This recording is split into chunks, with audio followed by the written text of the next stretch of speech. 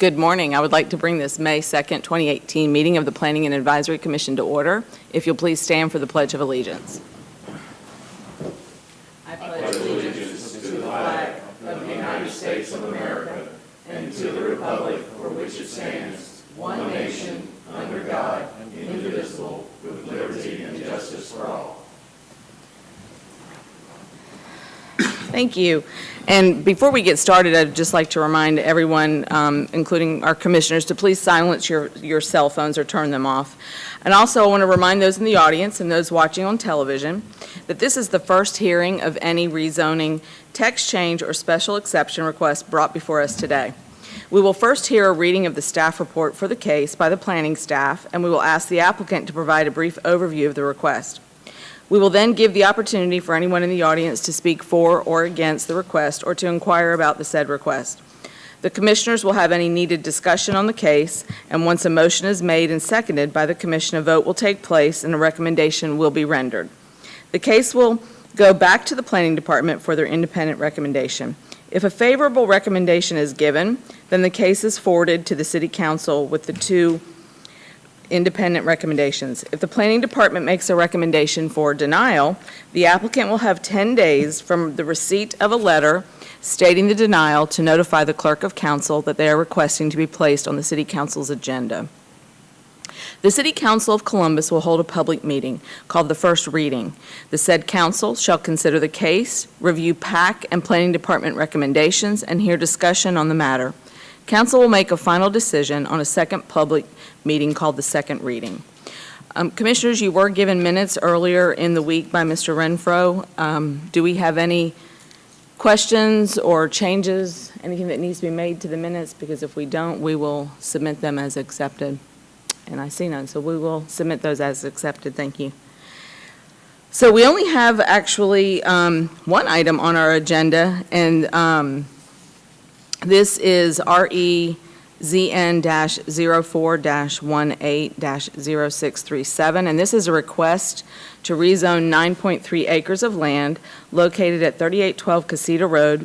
The current zoning is GC, which is general commercial, and the proposed zoning is LMI, which is light manufacturing industrial. The proposed use is warehousing and distribution, and John Anker is the applicant. This property is located in Council District 3, Huff. Mr. Renfro, if you'll read the staff report for us. Yes, ma'am. The general land use is inconsistent for planning area C. The current land use designation is general commercial. Future land use designation is mixed use. Compatible with existing land uses, yes. Environmental impacts. The property does not lie within the floodway and floodplain area. The developer will need an improved drainage plan prior to issuance of a site development permit if a permit is required. City services, property is served by all city services. There will be no traffic impact. The site shall meet the codes and regulations of the Columbus Consolidated Government for commercial usage. No school impact. The buffer requirement is category C, which is 20 feet with a certain amount of canopy trees, understory trees, and shrubs, ornamental grasses per 100 linear feet, 10 feet with a curb of a certain amount of shrubs, ornamental grasses per 100 linear feet, and a wood fence or masonry wall, and 30 feet of undisturbed natural buffer. No response from Fort Benning or DRI recommendation. The attitude of the property owners, 35 property owners within 300 feet of the subject properties were notified of the rezoning request. The planning department received no calls or emails regarding the rezoning. The additional information, Fort Benning Road is currently being streetscaped. All right, thank you. Commissioners, are there any questions for Mr. Renfro regarding the staff report? I have one quick question, please. Yes. I'm looking, they're looking to change from general commercial to light manufacturing. What is it that you can do in light manufacturing that you can't do in general commercial? What's the need for the change? Basically, he's just trying to bring his piece of property into compliance for what he's actually doing at his property. When he originally bought it, he was taking over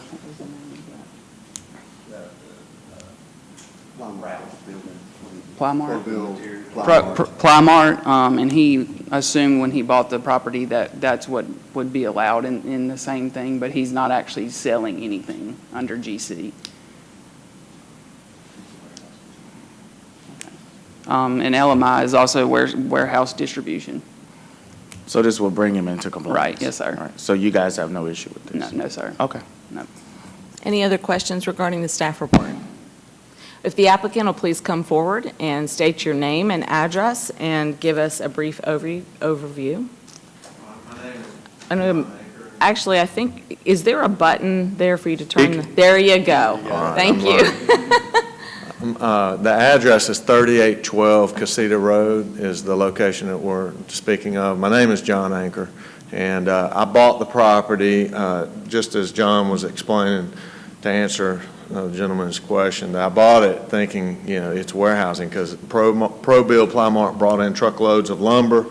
They did some light assembly, and then they mostly, 99% of their business was to service general contractors in the region, but it was designated as general commercial. I moved in, I was in a rush, I moved in my racks and put in packaging warehousing and realized after I paid my occupation taxes that I didn't have the proper $50 permit. I came down here, I couldn't get the permit, so I'm trying to come back into compliance properly and get that taken care of. I'm using it the same way the building's been used since it was built 15 years ago. Commissioners, are there any questions for the applicant regarding his application? Mr. Bollinger. What are your days and hours of operation, and are there going to be any kind of noise issues? No, sir. Actually, I operate a facility across the street at 3961 Casita Road that is also LMI zoned, which is what we're requesting on this zoning. And over there, we have a house full of employees. And the building that we're talking about right now, 3812, is only a warehouse, and it's actually unmanned and secured with cameras and alarm. And anytime we need to get in and get out with our semis or with our people, a supervisor and an employee and a forklift operator come to that facility. It stays locked tight and mostly quiet, and maybe one truck a day might come in and out, hopefully more. Is it a 24-hour operation? Oh, I'm sorry. Across the street, we open and start production from 7 in the morning till 3:30 at night. Or 3:30 in the afternoon, 7 in the morning till 3:30 in the afternoon, and that's mostly all we're doing across the street, because that's when we have the people there. All right, thank you. One follow-up Reed. question for the owner. Thank you.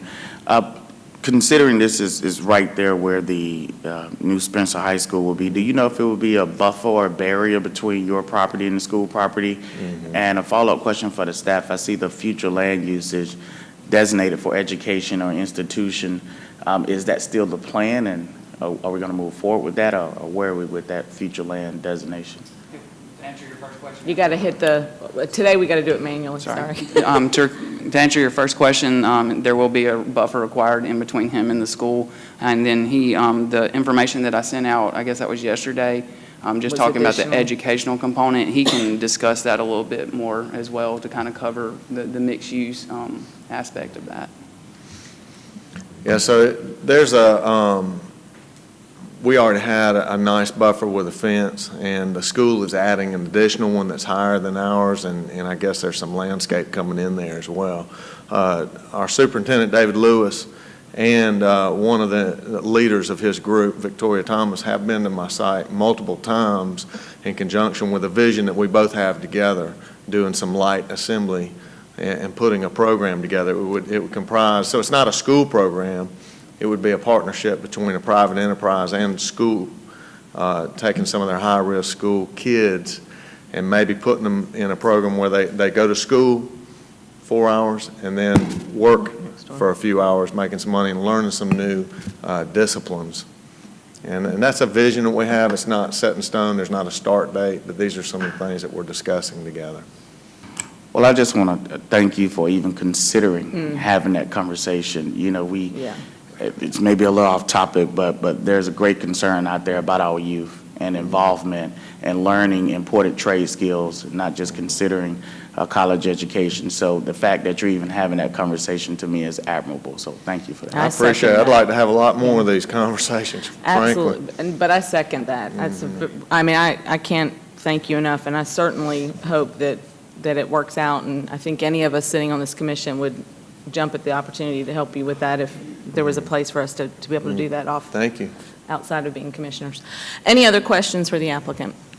In that area, it's a curve, real sharp curve that comes around. I think that would be addressed when they put the improvement off the highway.